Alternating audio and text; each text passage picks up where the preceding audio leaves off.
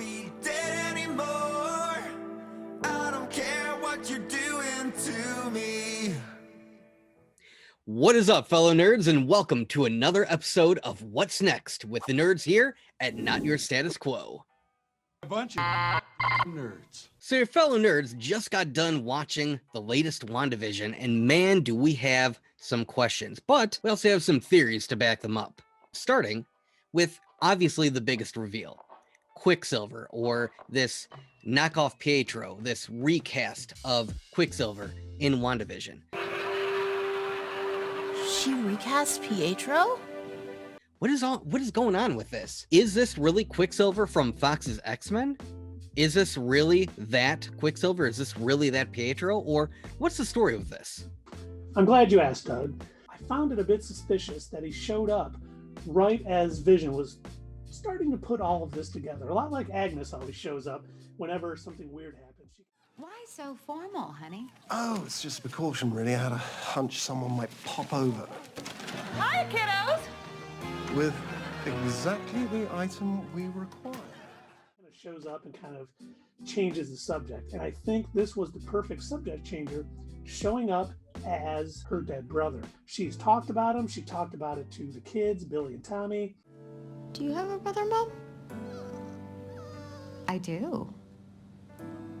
Yeah. He's far away from here, and that makes me sad sometimes.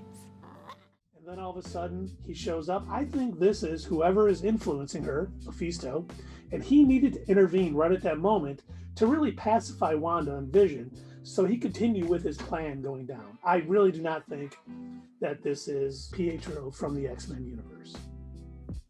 Yeah, Keith, I agree with you and I don't agree with you. I think that he was placed there by Mephisto, and I think that he was there to mess up what they were talking about. But I still do. I think Evan Peters is really playing Quicksilver. I think this is the way the X-Men come into the universe.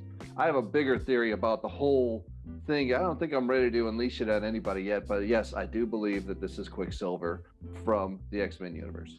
Yeah, I am also in the camp. I'm pretty sure that this is a version of Pietro. I think this is the Quicksilver from the Fox X-Men universe. I guess my bigger question then, if this is in fact him, how did he get there and where did he come from? My theory is that whoever is controlling Wanda, whoever is controlling this whole situation, because I'm going to go back on what I said last video where I thought that maybe Wanda was behind the whole thing. You know what? I might have been wrong about that. There's been too much in the way of other forces in the works that are probably in control of this, whatever is happening here, of Westview. Whoever this individual may or may not be, whether it is Mephisto, whether it is any of the other characters that we've, done an in focus on, go ahead and check out those videos for more on Grim Reaper and some other characters that may end up appearing. But whoever it is that is really in control of this world, that wants to use Wanda for her powers and to produce children, I think they might have plucked this version of Pietro out of his universe, which might once again tie into the whole multiverse of madness. I think they plucked him out of there, and I think they might have actually placed him here just to sort of appease Wanda. Now, I guess my other question on top of that, so sorry to throw two questions your guys' way. If that is the case, if something somewhere plucked this version of Pietro out from somewhere, how then did Wanda recognize him as Pietro? Why did she instantly know who this was? I'm not sure that she did recognize him because she really had a questioning look on her face, like who is this? I took it as when I saw this. But my other thing that I want to bring up about this is, we're not really sure who this character is, but a lot like we do with Darcy Skrull, we need to watch and see if he behaves like the Quicksilver from the X-Men movies. So I think it'll be interesting to see next episode how he behaves. He's already calling, the Vision Popsicle and things like that, which I guess kind of fits with how he was in the X-Men universe, but he has to stay in character. I'm going to start being a little suspicious he isn't who he says he is. So the only point that I'll make to that, Keith, then would be, if she didn't know who he was, why would her first response then be Pietro? She could have named anyone. She could have said Bob, Tony Stark. So I guess that's what led me to believe that maybe this is just some version of it, or somebody is mind controlling Wanda to make her think that it's him. I don't really know. I think you're right, Doug. One of two things. Either someone put that into her head, because when she first did it, she was like, Pietro? She kind of questioned it, like, is that who it is? Because he kind of had the colors on, and maybe she recognized it that way. But I do think whoever is influencing her kind of put that thought in her head, more than her actually recognizing it. You know, you may actually be right, Keith. It could be nothing but mind control. It could just be an image that's put into her head and forcing her to believe that this is her long-lost dead brother. But if that is the case, if this is not Quicksilver that has entered the Marvel Cinematic Universe in some way, then who is this character? Excellent question, Doug.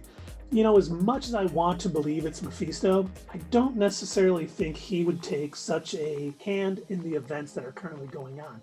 I think it's one of his demons, or maybe Master Pandemonium, or even possibly the Grim Reaper, who has been hinted at, you know, in that episode 2 little cartoon that played when we saw his helmet between the stairs, which also referenced, you know, Tom King's run on the Vision. So I think it's one of his minions more than it's him. As much as I want Evan Peters to be playing Mephisto in the MCU, I do think it's just one of his minions. I honestly cannot wait until the next episode to find out where they're all going to go with this. Hopefully we get a bit of a reveal. But the next thing that kind of popped into my mind after watching this last episode, and what's got me thinking of what's next. Exactly how long has SWORD existed in the world of the MCU? So the first time we've actually heard them mentioned by name so far has been in WandaVision. We can speculate that was who appeared at the very end of Spider-Man Far From Home, and for the most part, us and the rest of the internet kind of assume that that is the case. But the actual organization of SWORD, all we know is that they were formed at some point in the mid to late 90s. We don't even have a specific year or a specific date. We don't know what the purpose really was of them being formed. The only thing that I can think of that may have been the case is that they were sort of formed as a response to this idea that aliens exist, that there are otherworldly creatures that may possibly threaten Earth. And I think that while S.H.I.E.L.D. had already been in existence and was already a force that dealt with terrestrial issues on Earth, I think SWORD may have been formed to deal with extraterrestrial issues, maybe at the time. I think now that S.H.I.E.L.D. has been disbanded, now that in the MCU, it's been discovered that they were secretly a front for Hydra all along, I think maybe SWORD has kind of picked up the pieces and they're sort of acting as both the terrestrial and extraterrestrial presence for the planet Earth. You're right, Doug. SWORD has never been mentioned before, but why not? Or were they first going to be mentioned in the Black Widow movie? Were they going to mention it then? Did she hear about it then? But even if it was created by Maria Rambeau, and you know she didn't do it after the snap, after the blip. She didn't do that. So where did it come from? Why wasn't it mentioned before? Was it that ultra secret? I don't know. I don't have an answer for you. What do you think, Keith? Thanks, Dave. I keep thinking about the one scene in that last episode where she comes out with the drone and she is looking right at the director when she says, "No one will take it from me again." And then, you know, that reminds me of the whole flashback scene where they show her getting Vision's body, which is, you know, shades of John Byrne's run on West Coast Avengers with Vision Quest. So why was SWORD taking him apart? You know, their sentient weapon. I think they're doing illegal experiments with AI, robotics, and nanotech to try to build a weapon to safeguard them from any threats from space. And I think we are going to see them, like I mentioned before, bring back Ultron. Because remember, in Spider-Man Homecoming, when the Vulture is robbing that truck with all of the advanced sort of weaponry stuff, Spider-Man gets stuck inside and he finds one of the heads of Ultron. That's awesome. I think they have not only had Vision's body, but I think they have some of the Ultron drones' bodies, and they are going to be responsible for bringing Ultron back, just like Tony did, created Ultron to be a protector, a suit of armor around the world. And unfortunately, it's going to backfire just as bad for Sword as it did for Tony. That brings me to the next question, Keith. How and why did they get a hold of Vision's body? You'd think it was in Wakanda that the Wakandans would have it, or at the very least, maybe Ross from Secretary of Defense would have it, where they went to go and find it. How did they get a hold of it? That's an excellent question, Dave. And we have to remember that there were 5 years of blipped people being gone. Snapping, I think it's a much better word. I'm with Doug. I don't really like the term blip. But chaos could have been running wild in Wakanda and every other nation in the world. And if Sword had any, sort of foot under them, they probably knew to get there and, recover what they could. Or more likely, they just worked with the Wakandan government to say, hey, we're this peacekeeping force. We want to do this. We need that body to study it, or whatever they want to do. So it will be interesting if it is revealed how they got the Vision's body. And you know what? That brings us to the other huge moment that happened in this past episode. Monica Rambeau. Oh my gosh. Okay. Your fellow nerds, at the very least, know who she is. And if you want to learn more, you should go ahead and check out our In Focus on her character. But I think the big question that we all have, at least the three of us here at Not Your Status Quo, does she already have her powers prior to going on this mission, prior to the blip? Or did we just watch her become her superpowered character in front of her very eyes in this episode? Did Wanda just inadvertently blast her out of Westview and give her her powers? I think if she does have her power by now, and I think it's pretty telling that, the X-ray that came back when it looked a lot like Spectrum's suit from the comics to me. But I think subconsciously Wanda, when she, pushed her out of Westview, out of her hex bubble of the hex. Thank you, Skrull Darcy. I think she empowered her that way, and I think it was subconscious, much like I thought that bringing Vision back, being able to question what is going on around it, I think subconsciously that's the way she's getting out of this influence, is to power up people around her. And that is what she did with Vision, so he could, question everything going on.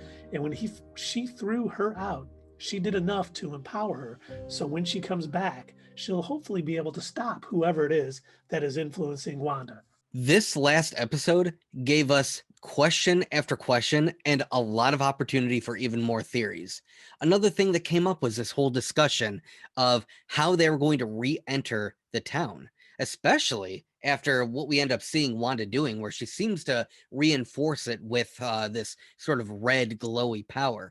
And we end up getting perhaps something. Not entirely sure if this is going to lead into anything, but we happen to have Monica mention and then text that she knows of an aerospace engineer. Now, being a huge nerd and a huge fanboy, I want this to be Reed Richards so bad, but I don't think it's going to be. I also, Adam Brashear, the Blue Marvel, or even Riri Williams, who is Ironheart in the comics.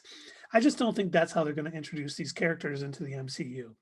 But if you remember from Captain Marvel, young Monica was friends with Talos' daughter. They were playing together, they were talking, and she probably stayed in contact with her. And who else would know a lot about aerospace engineering than a Skrull who just happens to, be used to, living in Mar-Vell's ship for a long time? She would have a lot of access to understand this. I do believe, unfortunately, that they're talking about Talos' daughter here, and that's who's going to be the aerospace engineer that comes in. And unfortunately, as much as we all want it to be, it's not going to be Reed Richards.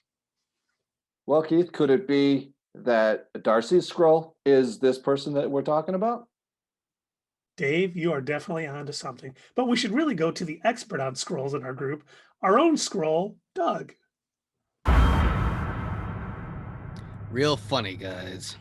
Another question I got from this episode is when the kids were aging up and, when their dog died and she said, do not age up. So obviously she cannot control them. So who is controlling them? Or was this, to me, my question was this whole thing created for the kids, as I said in the first 2 episodes. It's all for the children. Was this created to create those kids for Mephisto? Remember, there was other, occurrences of her not being able to control the kids when she wanted them to get to sleep, and she tried using her powers when they were babies. It didn't work. And that brought Agnes over, shockingly, who always seems to appear right at that time. And the weird thing was, remember, she was like, oh, I'm going to spray some lavender.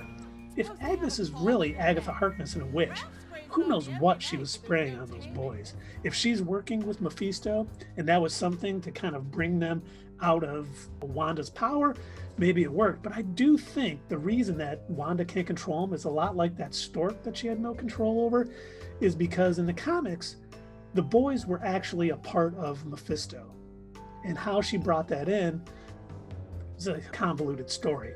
And once they become a certain age, they're going to be ripe for the plucking for whoever it is that is influencing Wanda.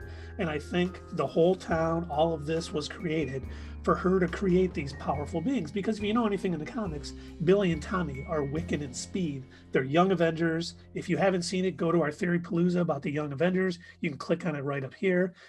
But I do think that is going to be part of the MCU Phase 4 moving forward. The Young Avengers, Billy and Tommy, Mephisto, it's all going to intertwine. It's all going to piece together very nicely like they always do. And I think the final thing that your fellow nerds need to talk about is obviously one of the nerdiest moments that took place in the last episode. And I, for one, personally hope that this kind of continues forward in WandaVision. I want to see more of it. But when we had a couple of our main characters actually kind of fun arguing amongst each other who would have been most powerful, who would have actually been able to beat Thanos. She could have taken out Thanos on her own if he hadn't initiated a blitz. I mean, nobody else came close. Well, I'd argue that Captain Marvel came close. But I think this was definitely a fun little nod. And again, going off of what Keith said in our last video, super meta. I love when they do stuff like that. Yeah, Doug, I'm with you. I mean, obviously there was footage of the battle from Endgame. So, I mean, all of these people are watching. It's probably as popular on YouTube as our videos. And so I really think this is going to play into the Miss Marvel show when it comes out on Disney Plus later this year, beginning of 2022. Because in the comics, she loves the Avengers. She does a bunch of fanfic about them and writes all this stuff. And it's just a really interesting part of her character. So I hope they use that as a means to bring in her fanfic and love of the Avengers into that Miss Marvel show. I think they were setting that up down the line already, like they love to do. I mean, they set things up way in advance, and this is just another example of them doing that. And Doug mentioned there that she was upset when they brought up Captain Marvel. Why is that? Is it because she's been gone for 25 years? Is it because that she wasn't there for when Maria Rambeau died? It'll be interesting to explore that. Well, Dave, today is your lucky day because I actually have an answer for you. The reason why she was so upset, if you remember, when Captain Marvel first visited Earth, where did she stop at? None other than Blockbuster Video. She probably rented a video and then, like a terrible human being, didn't even bother to rewind it. You know, that's pretty much a war crime, and I would be mad at her too. We've shared a bunch of theories with you guys. What do you think? We want to hear from you in the comments. And you know what? Hit the like button, hit subscribe, and we'll see you next time on Not Your Status Quo.